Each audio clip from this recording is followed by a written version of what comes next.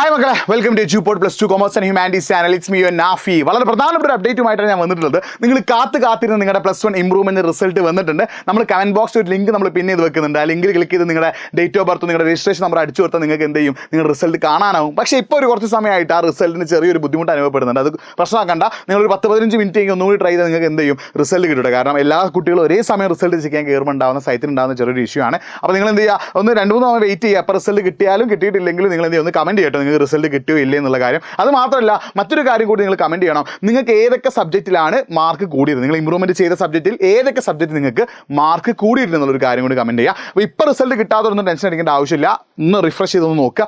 എല്ലാവരും കൂടി ഒരുമിച്ച് കയറുമ്പോണ്ടാന്ന് വെച്ചാൽ ഒരു ബ്ലോക്കിംഗ് ആണ് അവിടെ നടക്കുന്നത്. അപ്പോൾ ഒരു 10-15 മിനിറ്റോടെ എന്ത് ചെയ്യും, അത് റെഡിയാവും. പിന്നെ വളരെ പ്രധാനമായിട്ട് എല്ലാവർക്കും ഉണ്ടാകുന്ന സംശയമാണ് എന്ത്, ഇംപ്രൂവ്മെന്റിന് മാർക്ക് കുറഞ്ഞാൽ അത് മൊത്തത്തിൽ മാർക്ക് കുറയുമെന്ന്. ഒരിക്കലും ഇല്ല. നിങ്ങൾ ഇംപ്രൂവ്മെന്റ് ചെയ്തൊരു വിഷയത്തിന് മാർക്ക് കുറഞ്ഞാലും ഏറ്റവും കൂടിയ മാർക്ക് ഏതാണോ അതാണ് എന്ത് ചെയ്യുക, ഗവൺമെന്റ് പരിഗണിക്കുക. അപ്പോൾ ഒരു എക്സാമ്പിൾ പറയുകയാണെങ്കിൽ നിങ്ങൾക്കിപ്പോൾ എക്കണോമിക്സ് 45 മാർക്കായിരുന്നു ഇംപ്രൂവ് ചെയ്യുന്നതിന് മുന്നേ, ഇംപ്രൂവ് ചെയ്തപ്പോൾ അത് 38 വിചാരിക്കുക. പക്ഷേ ഏറ്റവും കൂടുതലുള്ള മാർക്ക് ഏതാണോ അതാണ് ഗവൺമെന്റ് കൺസിഡർ ചെയ്യുക. ഇംപ്രൂവ് ചെയ്തിട്ട് മാർക്ക് കുറഞ്ഞാലും ആ കുറഞ്ഞ മാർക്ക് ഗവൺമെന്റ് പരിഗണിക്കില്ല. ഏറ്റവും കൂടുതലായിട്ടുള്ള മാർക്ക് ഏതാണോ അതായിരിക്കും ഗവൺമെന്റ് പരിഗണിക്കുക. പിന്നെ മറ്റൊരു പ്രധാനപ്പെട്ട അപ്ഡേറ്റ്, നിങ്ങൾക്ക് ഇംപ്രൂവ്മെന്റ് റിസൾട്ട് കിട്ടിക്കഴിഞ്ഞാൽ മാർക്ക് കൂടിയിട്ടുണ്ടെങ്കിൽ നിർബന്ധമായിട്ട് നിങ്ങൾ അതിന് പ്രിന്റ് ഔട്ട് എടുത്ത് വെക്കണം. കാരണം ഈ റിസൾട്ട് ഓട്ടോമാറ്റിക്കായിട്ട് നിങ്ങളുടെ +2 മാർക്ക് ലിസ്റ്റിൻ്റെ കൂടെ ആഡ് ആവേണ്ടതാണ്. ഇനി ഇൻ കേസ് എന്തെങ്കിലും ആഡ് ആയിട്ടില്ലെങ്കിൽ നിങ്ങൾക്ക് കാണിക്കേണ്ട ഒരു പ്രൂഫാണ് എന്ത്, നിങ്ങളുടെ മാർക്ക് ലിസ്റ്റ്. അപ്പോൾ നിങ്ങൾ മാർക്ക് ലിസ്റ്റ് നിർബന്ധമായിട്ടും ഒരു പ്രിന്റ് ഔട്ട് എടുത്ത് വെക്കുക, അല്ലെങ്കിൽ ഒരു PDF കോപ്പി നിങ്ങളുടെ കൈമേൽ വെക്കുക. അപ്പോൾ നമ്മൾ കമന്റ് ബോക്സിൽ വെബ്സൈറ്റ് ലിങ്ക് പിന്നെ ചെയ്യുന്നുണ്ട്. അത് നിങ്ങൾ ക്ലിക്ക് ചെയ്ത് ഡീറ്റെയിൽസ് ഒക്കെ അടിക്കുക. അപ്പോൾ പ്രധാനമായിട്ട് നിങ്ങൾ ശ്രദ്ധിക്കേണ്ട കാര്യം, നിങ്ങൾക്ക് ഏതൊക്കെ വിഷയങ്ങളിൽ മാർക്ക് കൂടി എന്നുള്ള കാര്യം കറക്റ്റായിരുന്നു കമന്റ് ബോക്സിൽ ടൈപ്പ് ചെയ്യുക. അപ്പോൾ എല്ലാവർക്കും മാർക്ക് കൂടട്ടെ എന്ന് പ്രാർത്ഥിക്കുകയാണ്. All the best.